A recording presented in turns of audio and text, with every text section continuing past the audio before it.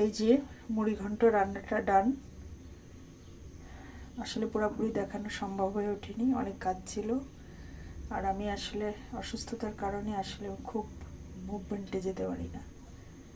একদিন করলে 3 দিন শুয়ে থাকা লাগে। সেই বোন থাকতে করার কথা ছিল, কিন্তু করা হয়ে ওঠেনি। তো যাও আর কি, আজ করলাম।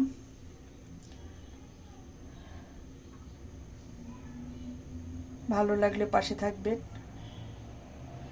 সবাই যাতে আমরা একসঙ্গে এগিয়ে যেতে পারি। সবার সহযোগিতা প্রয়োজন।